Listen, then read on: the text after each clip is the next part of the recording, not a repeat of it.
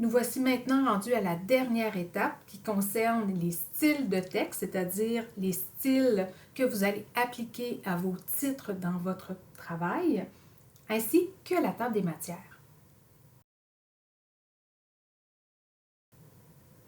Donc, revenons à notre texte. Donc, ici, ce qu'on veut, c'est que les titres de notre document soient différents du texte du document pour qu'on puisse bien les repérer. Mais on a des règles quand même à respecter. Et on ne veut pas non plus changer tous les titres de façon manuellement. On veut que ça se fasse toute seule. Donc, en fait, ce qu'on va faire, c'est qu'on va utiliser les styles. Les styles, ça se trouve dans l'onglet Accueil, dans le groupe Style. Nous, on va travailler avec titre, titre 1 et titre 2. Donc, en fait, dans le guide de présentation écrit, on va vous parler de titres niveau 1, niveau 2 et niveau 3. Les titres niveau 1, c'est tout simplement des titres. Les titres niveau 2, c'est les sous-titres. Et les titres niveau 3, c'est les sous-sous-titres. Donc, ici, j'ai un titre. Donc, un titre niveau 1. Ce qu'on va faire, c'est qu'on va aller lui appliquer un titre. Ici, on voit bien qu'il n'est pas conforme au guide méthodologique. Parce qu'on sait très bien ici que si on utilise la police Garamond pour notre texte, je dois continuer à utiliser Garamond. Et ici, c'est du Times New Roman. Si j'utilise du Calibri, je dois continuer à utiliser du Calibri. Donc, ce qu'on va faire, c'est qu'on va aller modifier ce titre-là. Donc, en appuyant sur le bouton de droite du titre, on va aller faire « Modifier ». Ce que je vais aller faire, c'est que je vais aller lui donner un titre pour le garder, pour que je me rappelle toujours que c'est la même chose. Donc, je vais l'appeler titre niveau 1. Je vais le mettre en Garamond. Il doit être à 14. Il doit être en gras, noir. Donc, on vérifie toujours que c'est du noir. Il doit être aligné vers la gauche. Donc, ici, je vois bien que mon titre est aligné centré. Donc, je vais le mettre à gauche. Il doit être à simple interligne. Donc, ici, j'ai du simple interligne, 1.5 et du double. Donc, je viens chercher mon simple interligne. Et il doit y avoir un espacement de 12 points après. Donc, ici, j'ai augmentation de l'espacement, diminution de l'espacement. Donc, je viens cliquer. Comment je fais pour savoir si je suis à 12? Bien, je vais voir dans mon résumé.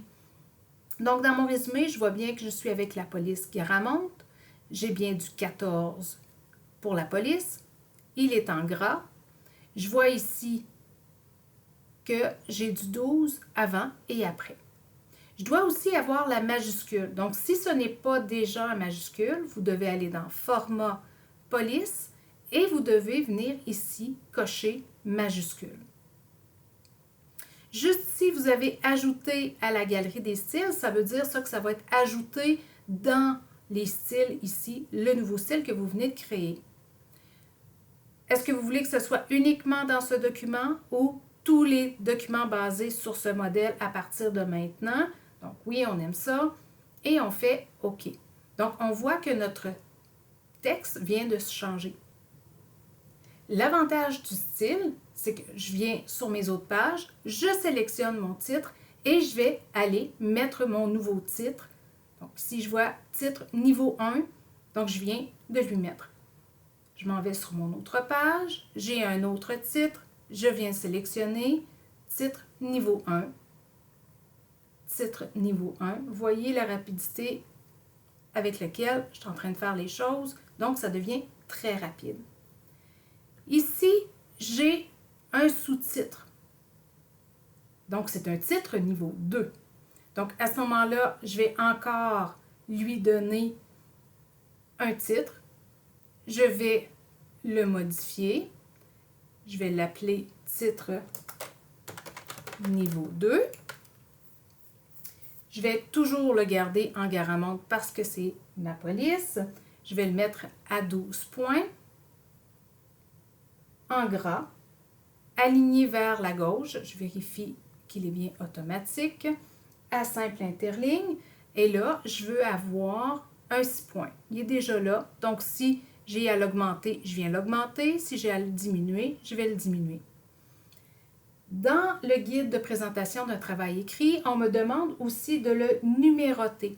Donc, pour numéroter, donc avoir un numéro devant mon titre, je vais aller dans Format, Numérotation et je vais aller chercher la numérotation. Et voilà, c'est fait. Encore là, je veux que ça soit ajouté et je veux que ça soit accessible dans les prochains documents. OK, et automatiquement, il vient de se mettre. Si j'avais un autre sous-titre, à ce moment-là, j'aurais qu'à le sélectionner et venir sélectionner mon titre niveau 2.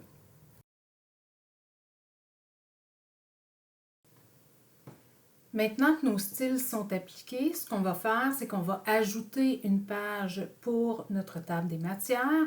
Donc, je viens me positionner devant mon premier titre. Je vais aller faire mise en page, saut, page. J'ai maintenant une nouvelle page. Ma numérotation, vous voyez bien qu'elle suit très bien parce que je l'ai fait de façon adéquate. Et juste ici, je vais aller intégrer ma table des matières. Comme j'ai utilisé mes styles et que je les ai bien utilisés, donc ce que je vais faire, c'est que je vais aller dans Références, dans Table des matières et je vais aller sélectionner Table des matières. Et voyez, ma table des matières vient automatiquement de se faire. Si je fais une modification dans mon texte après, donc ici, je viens d'ajouter, par exemple, un titre 2. Donc, je viens ajouter un titre 2.